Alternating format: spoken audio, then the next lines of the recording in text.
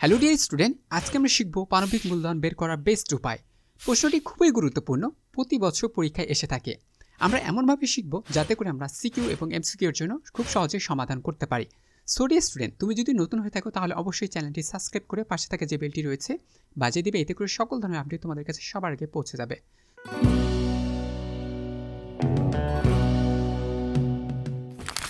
Student, তোমাকে জানতে হবে প্রারম্ভিক কথাটা বলতে আমি কি বোঝাচ্ছি এবং মূলধন বলতে কি বোঝানো হয়েছে। সো প্রারম্ভিক বলতে আমরা বুঝি সেটা হচ্ছে ইংলিশে যখন পড়ানো হবে, ইংলিশে এটা হচ্ছে ওপেনিং। ঠিক আছে, ইংলিশের ক্ষেত্রে এটা হচ্ছে কি ওপেনিং, কিন্তু তুমি যদি বাংলায় এর আরেকটি অর্থ জানতে চাও সেটা হচ্ছে শুরুতে। ঠিক আছে, সেটা হবে কি শুরুতে, অথবা তুমি যদি বলো যে প্রথমে, তাহলে প্রারম্ভিক বলতে আমরা প্রথমে বুঝি, শুরুতে বুঝি, অথবা ইংলিশে যদি হয় সেটা হচ্ছে ওপেনিং। তারপরে বলছে মূলধন বিষয়টা আসলে কি। এই মূলধন কথাটি দ্বারা তোমাকে কি বোঝানো হচ্ছে, তোমাকে আগে অবশ্যই এটা আইডেন্টিফাই করে নিতে হবে। সো মূলধন বলতে আমরা বুঝি সেটা হচ্ছে মালিক কর্তৃপক্ষ। ঠিক আছে, তার মানে মালিক, যিনি মালিক রয়েছেন, তার মানে মালিক কর্তৃপক্ষ নিজ হাতে, ঠিক আছে, নিজ হাতে প্রতিষ্ঠানে যা কিছু নিয়ে আসবে সেটাই হচ্ছে তার জন্য মূলধন। আবার বলছি, মালিক কর্তৃপক্ষ প্রতিষ্ঠানে নিজ হাতে যা কিছু নিয়ে আসবেন সেটাই হচ্ছে তার জন্য মূলধন। এখন সেই মূলধনটাকে কি করছে, পরিমাণটাকে কি করতে বলছে, নির্ণয় করতে বলছে। অর্থাৎ একটা ব্যবসা প্রতিষ্ঠানে কতটা পরিমাণ মূলধন রয়েছে সেটাকে তোমাকে কি করতে বলছে, নির্ণয় করতে বলছে। তবে সেটা হচ্ছে প্রারম্ভিক, অর্থাৎ প্রথম পর্যায়ে প্রারম্ভিক মূলধনের পরিমাণটা কত ছিল সেটাকে তোমাকে কি করতে বলছে, নির্ণয় করতে বলেছে। আশা করি এতটুকু অংশ তোমরা ক্লিয়ারভাবে বুঝতে পেরেছ। এরপর দেখো সেই বিষয়টা হচ্ছে কি, সেটি হচ্ছে আমরা দেখব, আমরা জানি সেটা হচ্ছে হিসাব সমীকরণ। প্রথমে আমাকে জানতে হবে, আমরা জানি সেটা হচ্ছে হিসাব সমীকরণ। হিসাব সমীকরণ বিষয়টা আমরা আগেই জানাচ্ছি, সেটি হচ্ছে সম্পদ সমান হচ্ছে দায় প্লাস হচ্ছে মালিকানা সত্ত্ব। সো আবারও বলছি, সম্পদ অর্থাৎ এটাকে ইংলিশে বলে অ্যাসেট এবং দায়কে আমরা বলি লাইবিলিটিস।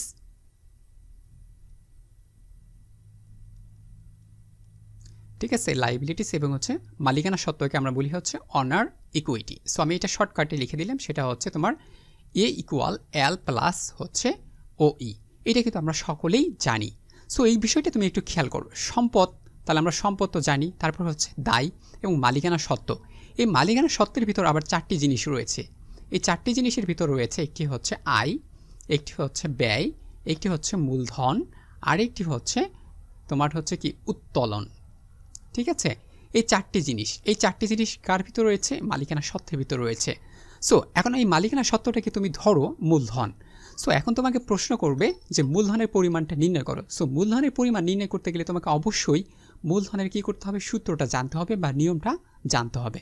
সো এই ক্ষেত্রে আমরা জানি যে মূলধন সমান সেটা হচ্ছে সম্পদ মাইনাস দায়। অর্থাৎ মূলধন যদি বের করতে বলে তাহলে সম্পদ থেকে তোমার দায় বাদ দিলেই আমরা কি পাবো, মূলধনের পরিমাণটা পাবো। এখন কথা হচ্ছে সম্পদ বলতে কি বুঝি। সম্পদ বলতে তোমার যা কিছু রয়েছে সেগুলোই সম্পদ, আর দায় বলতে তুমি কারো কাছ থেকে ধার নিয়েছিলে বা কেউ তোমার কাছে পাবে এমন কিছু, সেটাই হচ্ছে আমার জন্য দায় বা প্রতিষ্ঠানের জন্য দায়। ঠিক আছে, সো এখন এই তোমাকে এই সম্পদ থেকে দায়টা বাদ দিলে তুমি পাবা হচ্ছে মূলধন। তাহলে আমরা এখন দুটি বিষয় খেয়াল রাখবো। ডিয়ার স্টুডেন্ট, তোমাকে অবশ্যই দুটি বিষয় মনে রাখতে হবে। সেই দুটি বিষয় হচ্ছে কি কি সেটি এখন একটু দেখো। তুমি যখন ব্যবসা শুরু করবে, তোমার ব্যবসাটা নতুন হতে পারে। ঠিক আছে, তার মানে তুমি যখন একটা ব্যবসা প্রতিষ্ঠানে শুরু করলে, এই ব্যবসা প্রতিষ্ঠান তোমার জন্য নতুন, অর্থাৎ তুমি যেহেতু নতুন দিয়ে শুরু করেছো, এই জন্য তোমার কি হবে না, সম্পদ থাকবে কিন্তু তোমার জন্য দায় থাকবে না। বুঝাইতে পারছি কিনা? অর্থাৎ তুমি যখন কোনো কিছু শুরু করতেছো, তার মানে তুমি কারো কাছ থেকে ধার নেও নাই বা কারো কাছ থেকে টাকা পয়সা নেও নাই, তোমার যা কিছু রয়েছে তোমার সেগুলো সব নিজস্ব। সো তোমার যা কিছু নিজস্ব রয়েছে সেটাই হচ্ছে তোমার জন্য সম্পদ, তোমার কাছে কোনো দায় নেই, অর্থাৎ দায় এখানে ক্রস।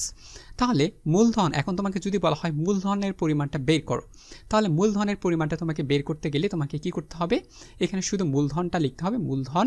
তাহলে আমরা মূলধন লিখে আমরা কি করব, যা সম্পদ রয়েছে সেটাই আমরা কি করে দেব, যোগ করে দেব। অর্থাৎ পরিমাণটা আমরা কি করব, যোগ করব। সেটা যদি আমার আসবাবপত্র হয় তাহলে আমাকে যোগ করতে হবে, যন্ত্রপাতি হইলে আমাকে যন্ত্রপাতি যোগ করতে হবে, নগদ হইলে নগদ কি করতে হবে, যোগ করতে হবে। ঠিক আছে, সরি এটা আমার কেটে গেছে, আসবাবপত্র যন্ত্রপাতি এগুলো আমাকে কী করে নিতে হবে, যোগ করে এই পরিমাণটা আমাকে কী করতে হবে, একবার এখানে লিখে দিতে হবে। সেটাই হচ্ছে আমার জন্য সম্পদ, রাইট। সো এইটাই হচ্ছে আমাদের জন্য কিন্তু সম্পদ, কিন্তু আমার এই ক্ষেত্রে কিন্তু কোনো ধরনের দায় নেই, অর্থাৎ লাইবিলিটিস আমার কিন্তু নেই। পরিষ্কার কিনা বিষয়টা? এটা হচ্ছে নতুন, যখন তোমার জন্য নতুন ব্যবসা হবে তখন তোমাকে এই সূত্রটা প্রয়োগ করতে হবে, ঠিক আছে? অর্থাৎ তোমার যখন ব্যবসাটা নতুন হবে তোমাকে এই সূত্রটা প্রয়োগ করতে হবে, সেটা হচ্ছে মূলধন।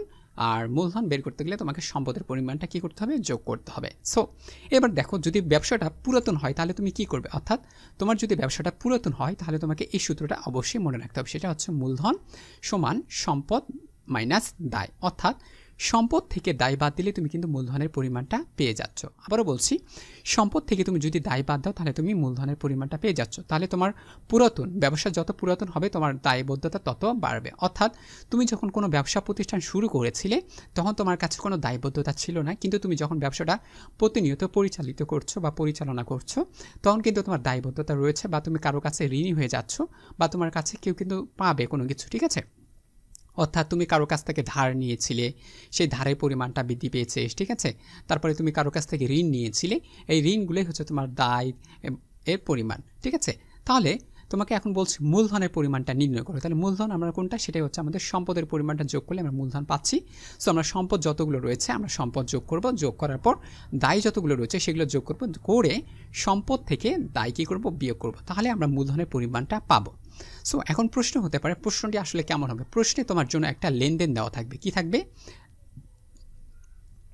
লেনদেন দেওয়া থাকবে। এই লেনদেন থেকে তোমাকে কি করতে হবে? সম্পদ খুঁজতে হবে, কোনগুলো আমার সম্পদ, এবং হচ্ছে আমাকে দায় খুঁজে নিতে হবে কোনগুলো আমার দায়। আবারও বলছি, এই লেনদেন থেকে তোমাকে খুঁজে বের করতে হবে কোনটা তোমার জন্য সম্পদ এবং কোনটা তোমার জন্য দায়। এবং তাহলে মূলধন বের করার জন্য তোমাকে অবশ্যই তোমাকে কি করতে হবে? সম্পদ আগে যোগ করতে হবে। তোমাকে লেনদেনগুলো থেকে সম্পদ কি করতে হবে? যোগ। অর্থাৎ যতগুলো লেনদেন রয়েছে সেগুলো আগে বুঝতে হবে কোনগুলো সম্পদ, সেগুলো সবগুলো সম্পদ তুমি কী করবা? যোগ করবা। এবং তোমাকে বুঝতে হবে কোনগুলো দায়িত্ব, দায়গুলো সবগুলো কী করবা? যোগ করবা। তাহলে সম্পদ যোগ করলাম, দায় যোগ করলাম, দায় এবং সম্পদ যোগ করার পর তোমাকে কি করতে হবে? সম্পদ থেকে দায় বাদ দিলেই আমরা মূলধনের পরিমাণটা পেয়ে যাচ্ছি। স্টুডেন্ট, তাহলে চলো এবার আমরা উদাহরণের মাধ্যমে দেখি কিভাবে আমরা সম্পদের পরিমাণটা বের করতে পারি, দায়ের পরিমাণটা বের করতে পারি, এবং সর্বশেষে আমরা মূলধন কিভাবে নির্ণয় করতে পারি। স্টুডেন্ট, প্রশ্ন আমাদের এক ধরন, এটা হচ্ছে 1 নম্বর প্রশ্ন।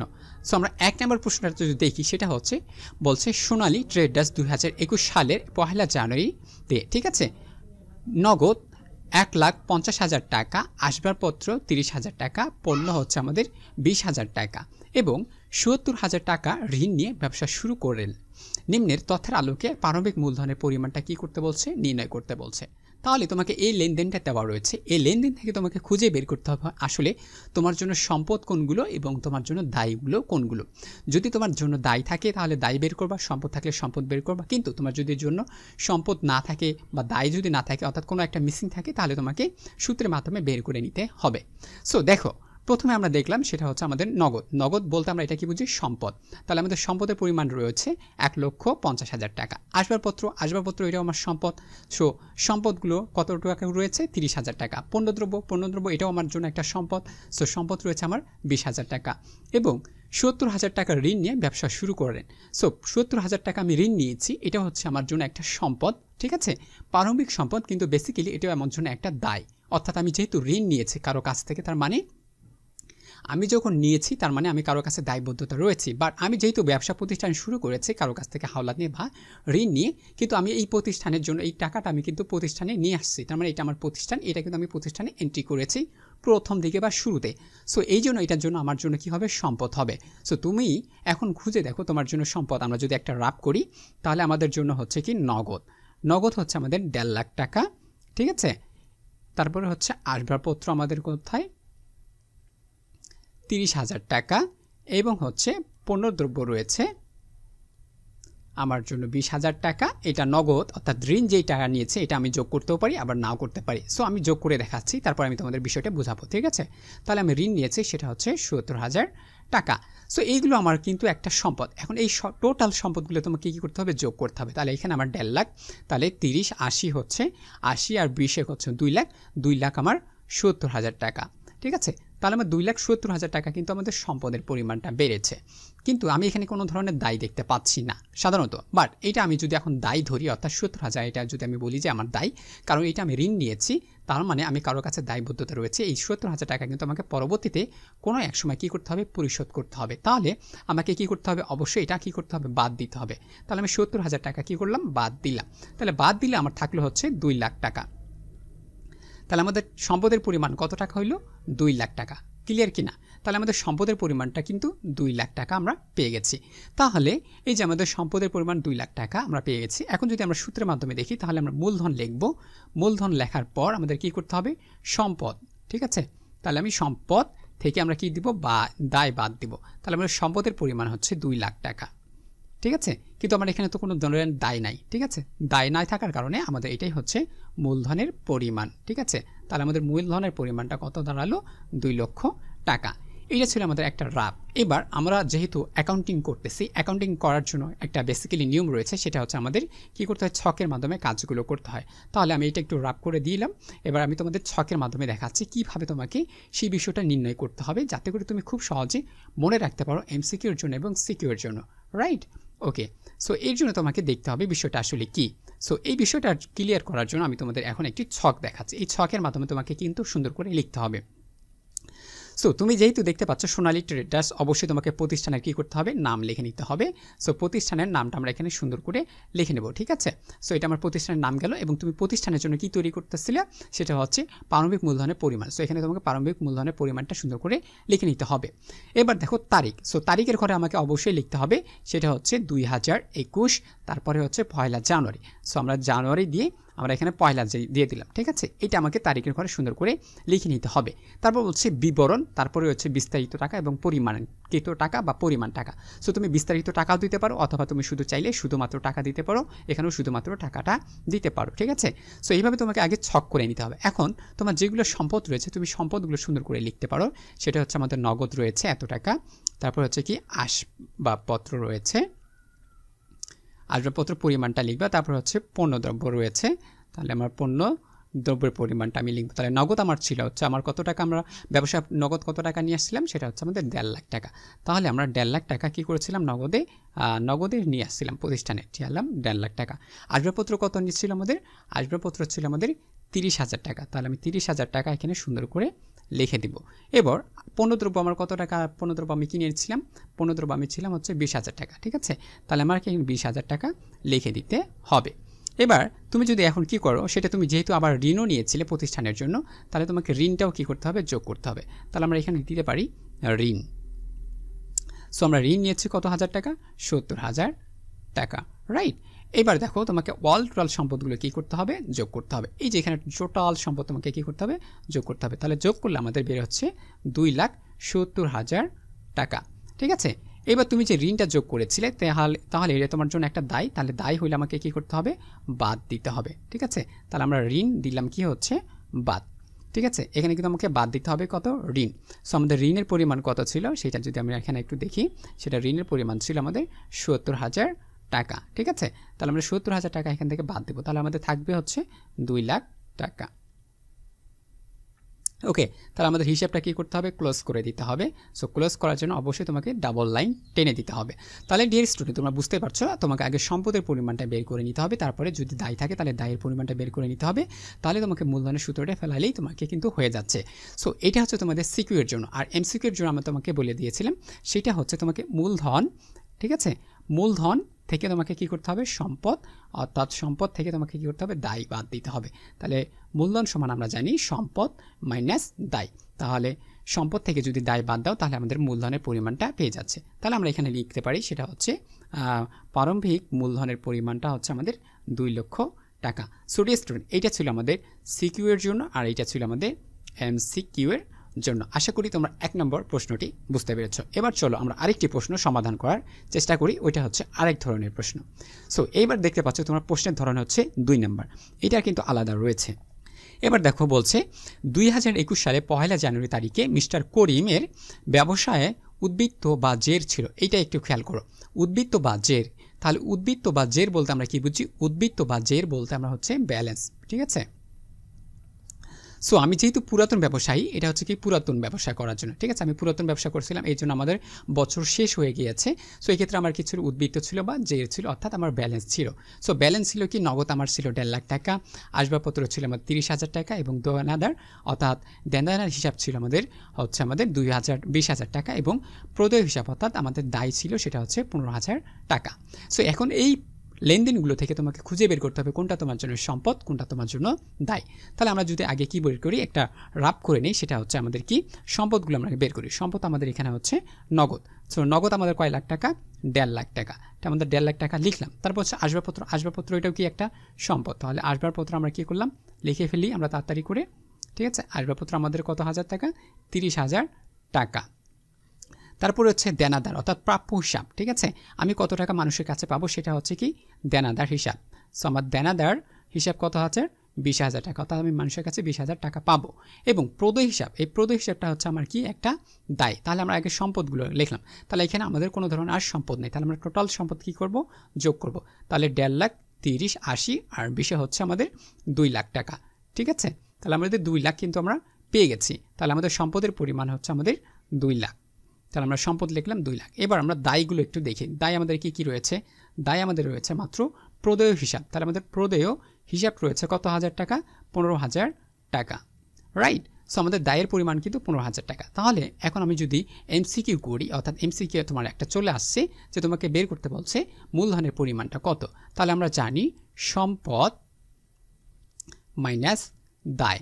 তাহলে আমরা সম্পদের পরিমাণ কত ছিল, 2 লাখ টাকা। তাহলে আমাদের সম্পদের পরিমাণ ছিল 2 লাখ টাকা, এবং দায়ের পরিমাণ অর্থাৎ প্রদেয় হিসাবের পরিমাণটা ছিল আমার কত, 15,000 টাকা, ঠিক আছে।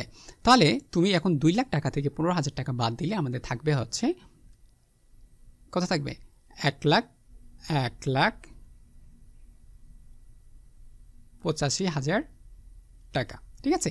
এটা তোমাকে কি করতে হবে, বের করে নিতে হবে। তাহলে আমরা দেখছি যে 2 লাখ থেকে যদি আমরা 15,000 টাকা বাদ দিই, তাহলে আমাদের 1,85,000 টাকা থাকতেছে। কি হতো, 1,85,000 টাকা থাকে। সো এইটা হচ্ছে আমাদের এমসিকিউ এর অ্যান্সার আমরা পেয়ে গেছি। আবারও বলছি, মূলধন বের করার সময় তোমাকে বের করতে হবে সম্পদ এবং হচ্ছে দায়। তাহলে সম্পদ থেকে তুমি যদি দায় বাদ দাও, তাহলে তুমি মূলধনের পরিমাণটা পেয়ে যাচ্ছ। তাহলে আমরা লেনদেন থেকে আমরা খুব সহজেই বের করতে পারলাম এমসিকিউ, যে আমাদের সম্পদগুলো আগে বের করতে হবে, সম্পদগুলো বের করে যোগ করতে হবে, এবং দায়গুলো বের করতে হবে, দায় বের করে যোগ করতে হবে। সো দায়ের পরিমাণ যেহেতু আমাদের একটা ছিল, এই জন্য আমরা একটা বের করেছি, এবং সম্পদের পরিমাণ যেহেতু অনেকগুলো ছিল, এই জন্য অনেকগুলো বের করে আমরা যোগ করেছি। এবার চলো আমরা এখন একটু বিস্তারিত দেখব, সেটা হচ্ছে আমাদের কিভাবে আমাদের সিকিউর জন্য আমাদের অ্যান্সার করতে হবে, ঠিক আছে। সো আমি এগুলো রাপ করেছিলাম, এখন আমরা একটু নোটটা দেখে নিই, যাতে করে আমরা খুব সহজেই সিকিউরটা খুব সহজে কী করতে পারি, সমাধান করে নিতে পারি, এবং ভবিষ্যতে আর যেন আমাদের কোনো ধরনের ভুল না হয়। সো ডিয়ার স্টুডেন্ট, যারা এখনও নতুন রয়েছে আমার চ্যানেলটা এখনও যারা সাবস্ক্রাইব করেনি, অবশ্যই সাবস্ক্রাইব করে পাশে থেকে বেলটি রয়েছে বাজিয়ে দেবে, এতে করে সকল ধরনের তোমাদের কাছে পৌঁছে যাবে। সো ডিয়ার স্টুডেন্ট, দেখো এখন এটা হচ্ছে তোমাকে কী করতে হবে সিকিউর জন্য। কিসের জন্য, সিকিউ কীভাবে লিখবে, তারিখ অবশ্যই তোমাকে দিতে হবে কত, 2021 তারিখ আগে দিতে হয়, হয়তো সাল, তারপরে হচ্ছে কী দিতে হয়, মাস। তাহলে আমরা জানুয়ারি দিলাম, ঠিক আছে। তারপরে হচ্ছে এটা জানুয়ারি লিখো, তারপর হচ্ছে 1, এইভাবে তোমাকে কী করতে হয়, তারিখটা দিতে হবে।